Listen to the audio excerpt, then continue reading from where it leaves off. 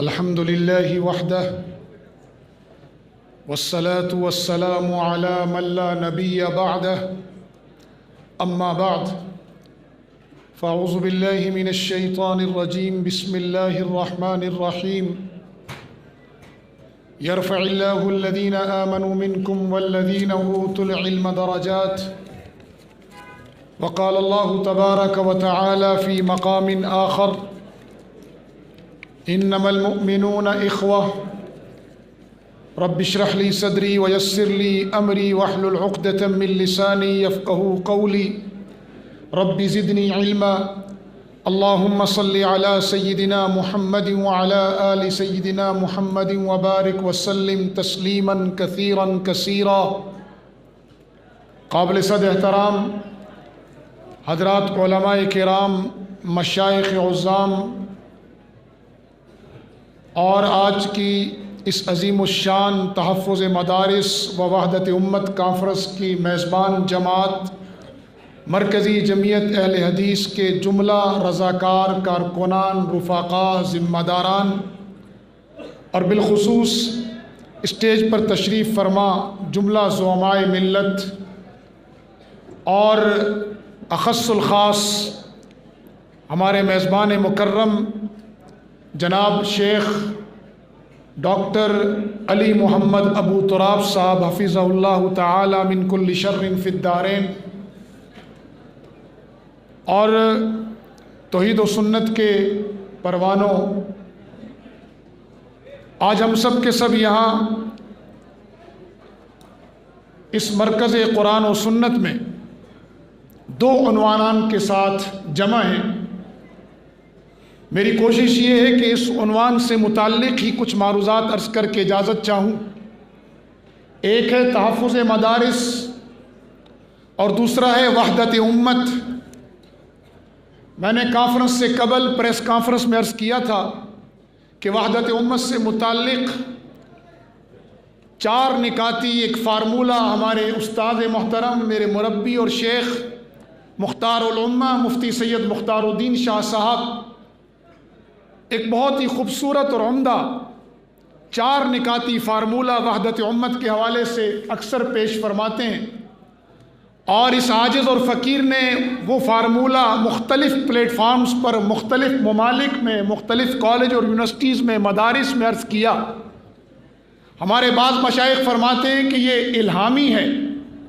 میں وہ عرض کرنا چاہتا ہوں، اور ابھی میں نے حالیہ قومی میثاق وحدت کانفرنس میں عرض کیا تھا کہ اس پر مذاکرہ ہونا چاہیے، اور بلکہ ان نکات پر طلباء کو موضوع دے کر ایم فل اور پی ایچ ڈی کرانا چاہیے، کیونکہ ہم کوئی عام امت نہیں ہیں، ہم بند کنویں کے مینڈک نہیں ہیں بھائی.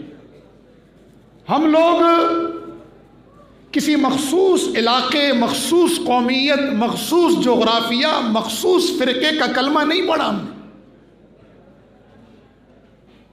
ہمارا اعزاز یہ نہیں ہے کہ ہم کشمیری ہیں، پٹھان ہیں، بلوچ ہیں، سندھی ہیں.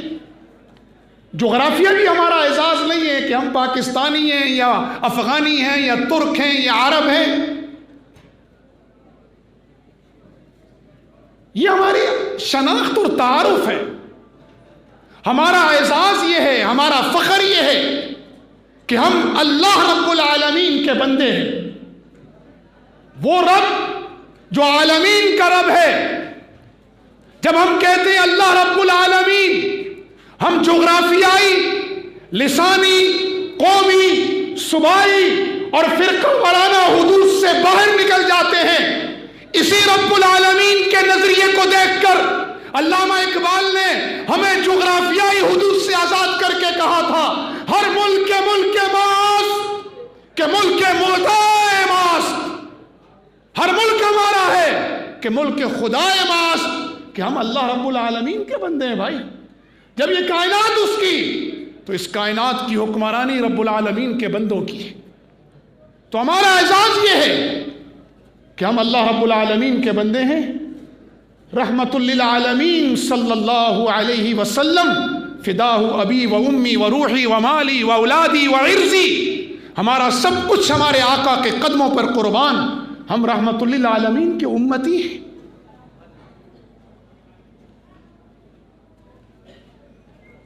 اور پھر ہمارے پاس اللہ رب العالمین کا بندگی ہونے کا شرف، رحمت للعالمین کے امتی ہونے کا اعزاز کے ساتھ ساتھ ہم بے سند اور بے بنیاد لوگ نہیں ہیں۔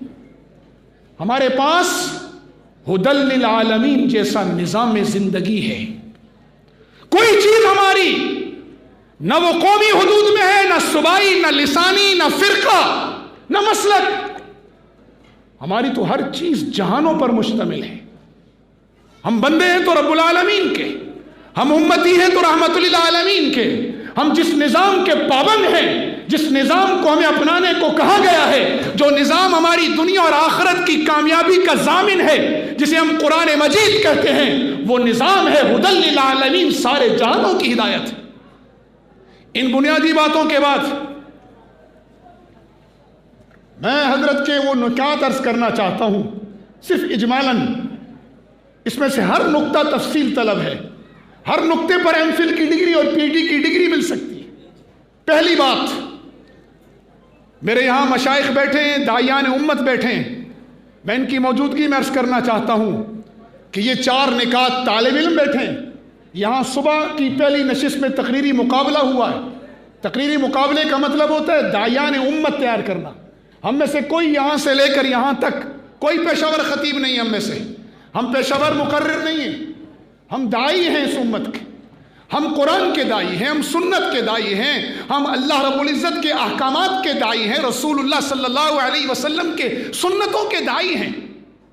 اور داعی اور پیشہ ور مقرر میں بنیادی فرق ہوتا ہے۔ یہ میں طالب علموں سے عرض کرنا چاہتا ہوں کہ ابھی سے اپنی نیتوں کو ٹٹولیں اور ان کو خالص کریں۔ پیشہ ور مقرر نئی کہانی سنائے گا، نیا قصہ سنائے گا، ایک نیا لطیفہ سنائے گا تاکہ مجمع میں اس کی دلچسپی برقرار رہے، اس کی ڈیمانڈ برقرار رہے۔ داعی قرآن سنائے یا سنت بیان کرے، وہ منطق کے مسئلے حل کرے یا فلسفہ بیان کرے، وہ فقہ کے امور بیان کرے یا حدیث کی اسناد ذکر کرے، وہ دنیا کے کسی بھی موضوع پر چلے جائے، اس کی تان آ کر ٹوٹے گی اس بات پر کہ ان الحکم الا للہ العظمت للہ، حکم صرف اللہ کا اور بڑائی ساری اللہ کی ہے، کیونکہ وہ داعی اللہ ہے، وہ داعی السنہ ہے، وہ داعی الرسول ہے، وہ داعی القرآن ہے، وہ دنیا جہان میں۔ چنانچہ آپ یہاں سے لے کر وہاں تک مجھ سے قبل علامہ فاروقی صاحب، سردار یوسف صاحب، جتنے بھی خطبہ یہاں داعیان تشریف فرما ہیں، آپ کسی کی بات سن لیں، ان کی دعوت کا خلاصہ یہی ہوگا کہ العظمت للہ، کہ بڑائی صرف اللہ کے لیے ہے۔ اور جس نے اللہ کی بڑائی کے لیے کام کیا، رسول اللہ کی عظمت پر زندگی گزاری، قرآن کی دعوت میں زندگی کھپا دی، یاد رکھنا اللہ حی القیوم ہے، اس کا نبی تعبد کے لیے ہے، اس کا قرآن تعبد کے لیے، اسے بھی اللہ اس کی دعوت کو اور اس کے نام کو بھی اللہ حی القیوم بنا دیتا ہے۔ اور جس نے وقتی نعرے لگوانے، آہ اور واہ لینی ہے، تو ہم سے بڑے اچھے اچھے مقرر قبروں میں پڑے ہیں، لوگ ان کے نام تک نہیں جانتے۔ اس لیے میں عرض کر رہا ہوں کہ داعیان امت بیٹھے، یہ 4 نکاتی اجمالی عرض کر رہا ہوں، تفصیل پھر کبھی انشاءاللہ۔ پہلی بات کہ توحید ضرور بیان کریں، توحید کے نام پر توہین نہیں ہونی چاہیے۔ پہلے میں اجمالاً ذکر کر دوں، پھر ایک ایک نقطہ عرض کرتا ہوں۔ توحید بیان ہو، لیکن توحید کی آڑ میں کسی کی توہین نہ کی جائے۔ ایک، عشق محبت ضرور کی جائے، لیکن عشق اور محبت کی آڑ میں شرک نہ کیا جائے۔ 2، تیسری گزارش کہ جو ہمارے نصوص قطعیہ ہیں، جو امت کے مسلمہ عقائد اور اس امت کے مسلمہ مسائل ہیں، وہ طے شدہ ہیں۔ جو اس امت کے فروعی مسائل ہیں، ان میں اختلاف صحابہ کے زمانے میں بھی تھا، صحابہ کے بعد تابعین میں بھی تھا، تبع تابعین میں بھی تھا، محدثین میں بھی ہے، فقہا میں بھی تھا، اسلاف امت میں بھی تھا، آج بھی ہے۔ اور یہ فروعی مسائل کا اختلاف امت کی سہولت اور آسانی کے لیے ہے تاکہ امت کو مشکل نہ پڑے۔ تو ان فروعی مسائل میں نصوص قطعیہ پر کوئی کمپرومائز نہیں۔ فروعی مسائل میں یہ تیسرا نقطہ ہے کہ اپنی رائے، اپنی تحقیق ضرور عرض کریں لیکن اس پہ اصرار نہ کریں، ایک اور صرف اسے ہی حق نہ کہیں، دوسرے کی رائے بھی حق ہو سکتی ہے۔ دوسرا مجتہد بھی اپنی رائے میں اجتہاد میں خطا بھی کر سکتا ہے، درست بھی ہو سکتا ہے۔ یہ تیسری گزارش ہے کہ فروعی مسائل میں اپنی رائے پر اصرار نہ ہو اور صرف اسے ہی حق نہ سمجھا جائے، دوسرے مجتہد، دوسرے فقیہ، دوسرے محدث کی رائے بھی حق ہو سکتی ہے۔ آپ خطا پر ہو سکتے ہیں، وہ خطا پر ہو سکتا ہے، آپ ٹھیک ہو سکتے ہیں، وہ بھی ٹھیک ہو سکتا ہے۔ چوتھی گزارش یہ ہے کہ دین کے جتنے شعبے ہیں، بھئی یہ دین کوئی میرا اور آپ کا تو نہیں ہے، یہ شیخ ابو تراب کا تو نہیں ہے، یہ علامہ فاروقی کا تو نہیں ہے، یہ کسی مسلک کا تو نہیں ہے، یہ دین یار، یہ دین تو اللہ رب العالمین نے بھیجا ہے، رسول اللہ صلی اللہ علیہ وسلم پر یہ دین اترا ہے۔ تو میرے نبی نے جو دین کے شعبے بتا دیے ہیں، دین کی جتنی شاخیں ہیں یا ان شعبوں کی جو آگے شاخیں ہیں، وہ سارے کا سارا دین ہے۔ پہلے کبھی کہیں ہم لڑ رہے ہیں جغرافیہ کے نام پر، انا العرب انا الترک، کہیں ہم لڑ رہے ہیں صوبائیت کے نام پر تقسیم ہے، کہیں ہم لڑ رہے ہیں زبان کی بنیاد پر، کہیں برادری اور قبائل کی بنیاد پر، اور کہیں مسلکوں کی بنیاد پر۔ اب مسلکوں سے بھی آگے چلے گئے، اب دین کے شعبے بھی مستقل مذہب بن گئے۔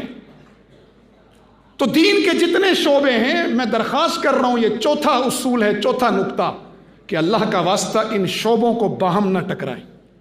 یہ سب دین کے شعبے ہیں۔ دعوت و تبلیغ دین کا شعبہ ہے، کیا آپ کو انکار ہے اس سے؟ کیا بلغ ما انزل الیک من ربک وَإِن لَمْ تَفْعَلْ فَمَا بَلَّغْتَ رِسَالَتَهُ، کیا یہ ترغیب اور پھر اس کے بعد تنبیہ یہ قیامت تک آنے والی امت کے لیے نہیں ہے؟ جی آپ سے پوچھ رہا ہوں جی، چونکہ ایک سنجیدہ موضوع ہے، مجھے پتہ ہے آپ لوگ کدھر سے گرم ہوتے ہیں اور کہاں سے ٹھنڈے ہوتے ہیں، مجھے معلوم ہے۔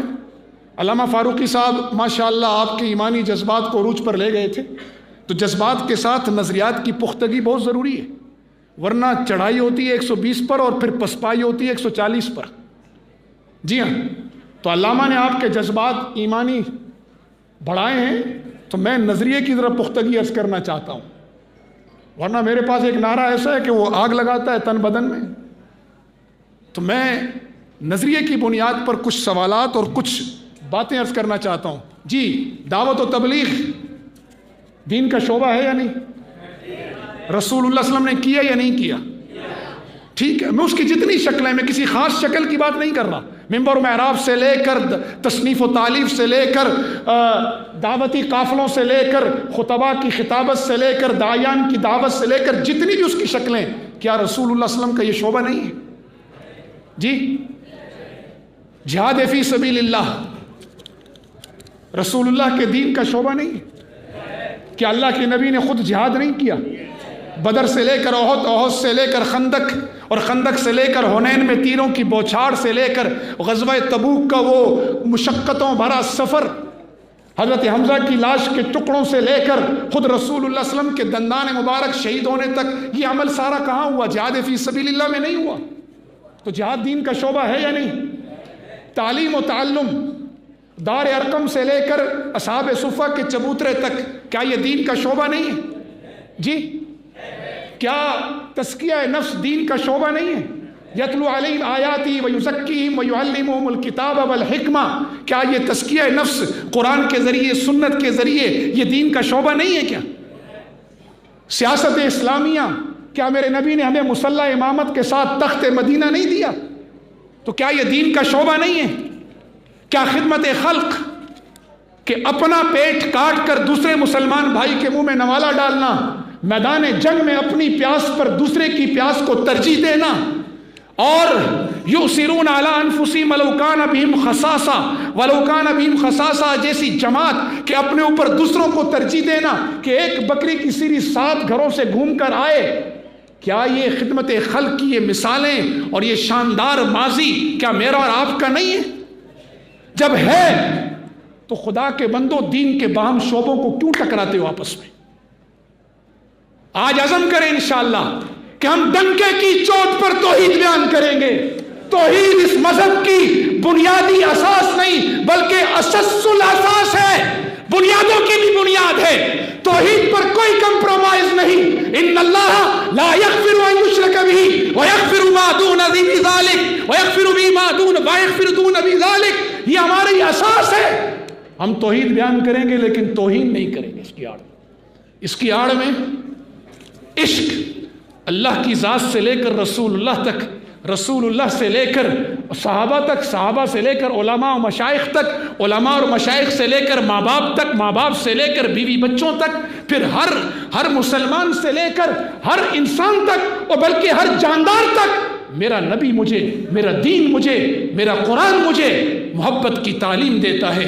ہم عشق کریں گے، محبت کریں گے۔ اہل ایمان تو ویسے بھی الذین آمنوا اشد حبا للہ، اللہ کی محبت میں سخت ہوتے ہیں۔ میرے نبی نے فرما دیا کہ جب تک میں تمہیں تمہارے ماں باپ سے کل جہان سے زیادہ محبوب نہ ہو جاؤں، میں تمہارا ایمان کامل نہیں ہو سکتا جب تک محمد تمہیں کل جہان سے زیادہ محبوب نہ ہو۔ تو محبت ہمارے دین کی بنیاد ہے۔ اللہ سے، رسول سے، ماں باپ سے، مشائخ سے، بیوی سے، بچوں سے، ہر مسلمان سے، ہر انسان سے، ہر جاندار سے، ہمیں ہر جگہ کی بتائی گئی ہے۔ میں تفصیل میں نہیں جاتا۔ ہم عشق کریں گے اللہ سے بھی اور اللہ کے رسول سے بھی، اور جن جن کا اللہ اور اللہ کے رسول نے بتایا ان سے بھی محبت کریں گے، لیکن محبت کے نام پہ شرک نہیں ہونے دیں گے انشاءاللہ۔ اپنے ایمان سے بتائیں، توحید ہو توہین نہ ہو، عشق ہو شرک نہ ہو، نصوص سے قطعیہ پر امت چلے اور فروعی مسائل پہ اپنی اپنی تحقیق کو رکھے اور دین کے شعبوں کو باہم تقابل نہ کرے، یہ امت ایک لڑی میں پروئی جا سکتی ہے یا نہیں پروئی جا سکتی؟ جی، یہ امت ایک لڑی میں پروئی جا سکتی ہے یا نہیں پروئی جا سکتی؟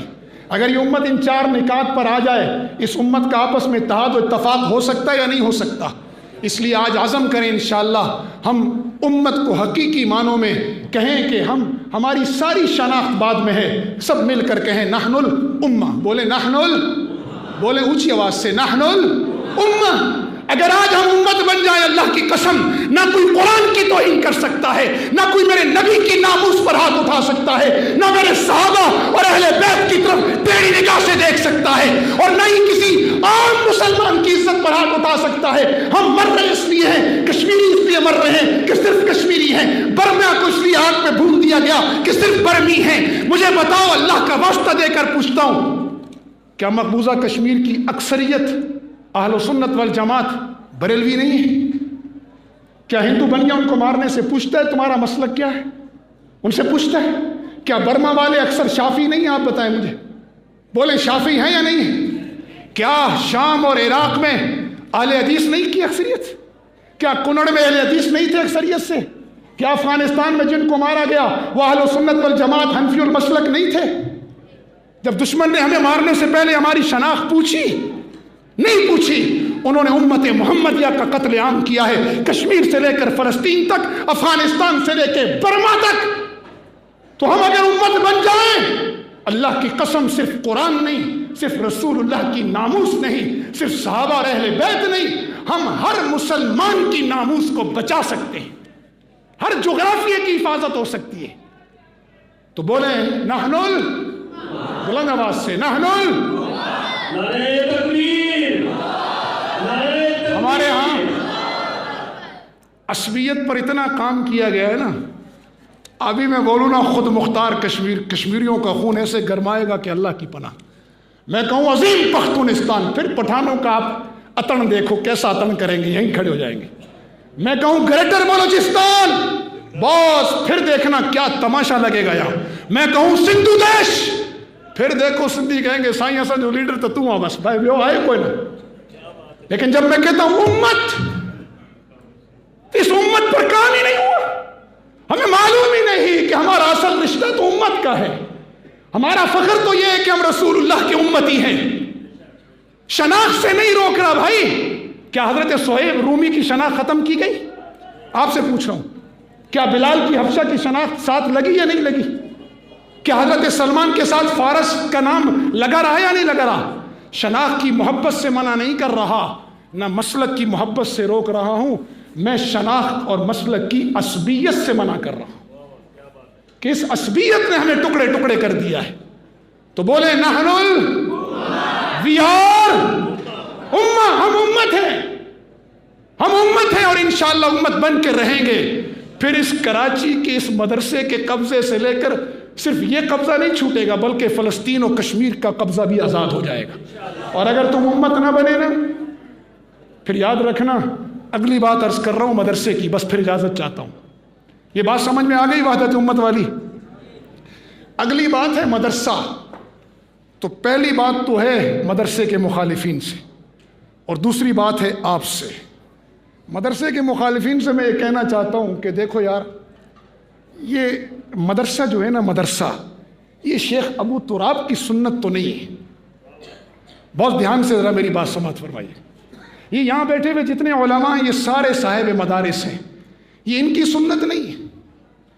یہ کوئی شیخ الہند کا طریقہ نہیں ہے کہ انہوں نے مدرسہ بنایا تھا تو ہم سب نے مدرسے بنا لیے. یہ علامہ احسان الہی ظہیر کی سنت نہیں ہے کہ صرف اہل حدیث اس کو پورا کرتے پھرے، ایسا نہیں. مدرسہ، حضرت میں ایک بات عرض کرنے لگا ہوں، اگر یہ غلط ہو تو یہیں میری اصلاح فرما دیں.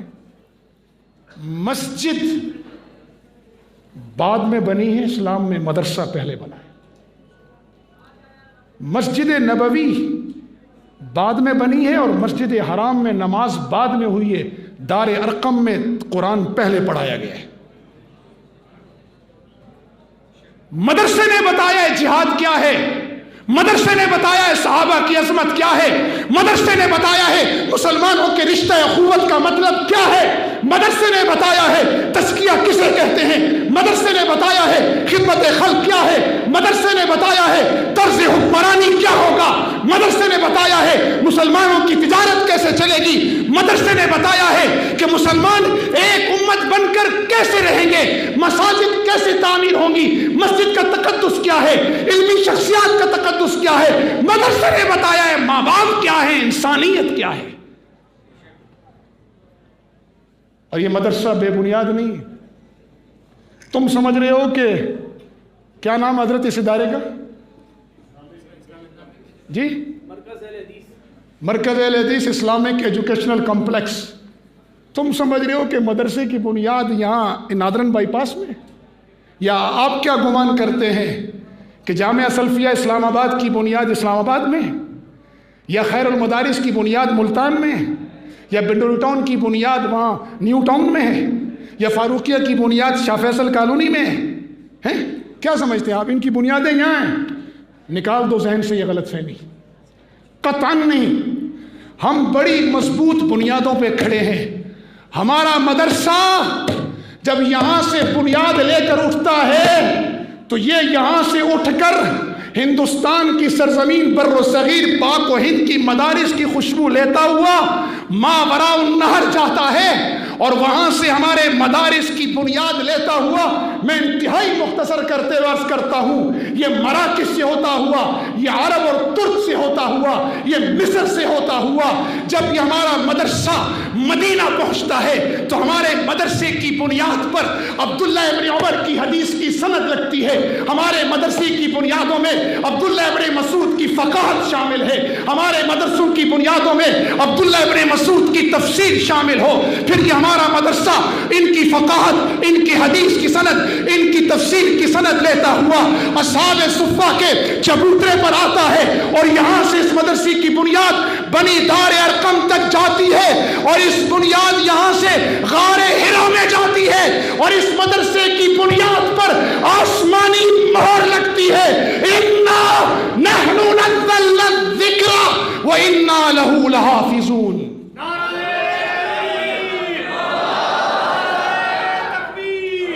ہماری جڑیں یہاں ہیں، ہماری بلندی کہاں ہے؟ عرش معلہ پر ہے. ہم اصلها ثابت وفرعها فی السماء ہیں.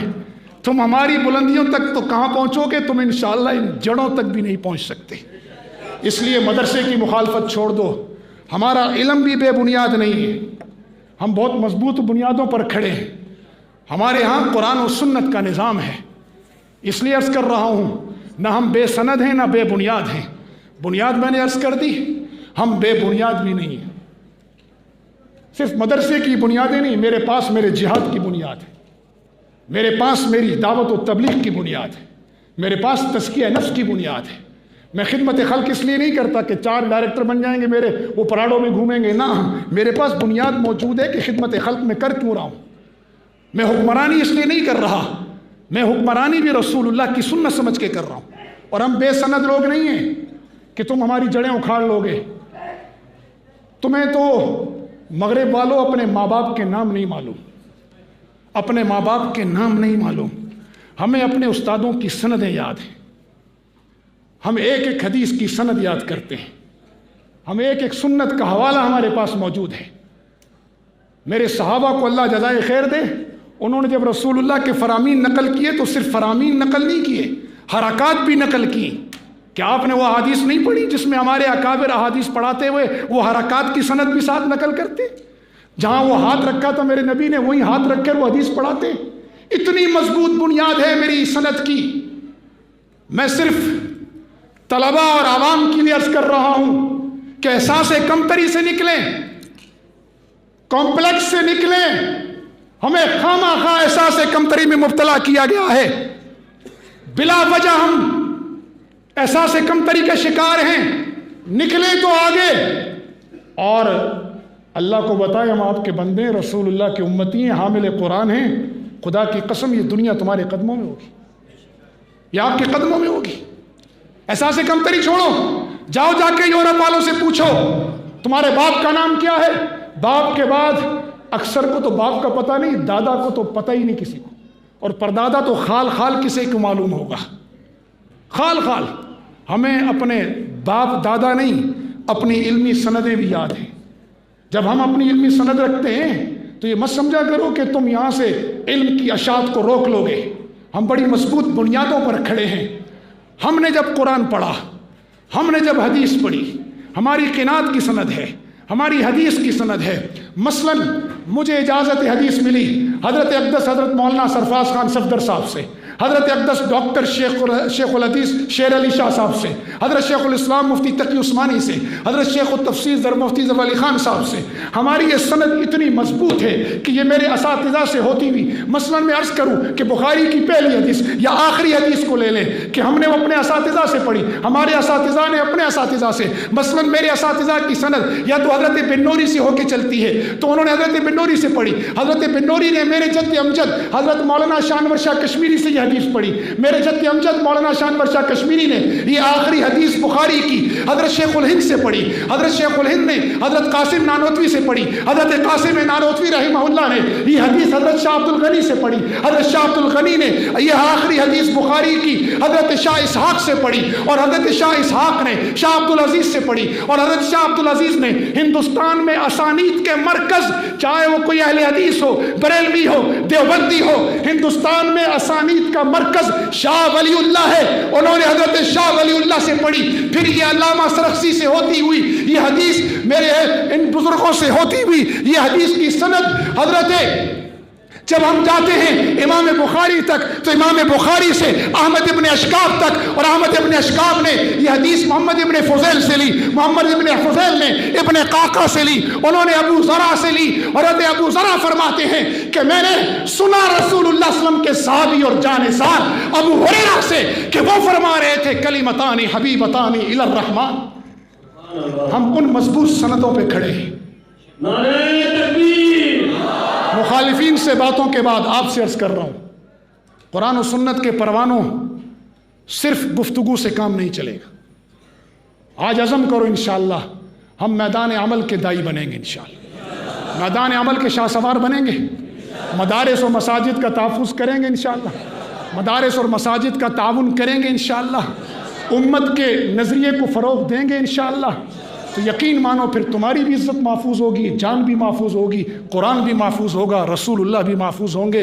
ملک و فلت پہ فدا عمر رواں کرتے چلو، یہ حیات چند روزہ جاویداں کرتے چلو، زندگی کیفی اسی حسن عمل کا نام ہے، کفر کو نابود حق کو جاویداں کرتے چلو۔ میں آخر میں پھر اپنے برادرم مولانا عتیق الرحمن شاہ محمدی اور اپنے شیخ حضرت ابو تراب شیخ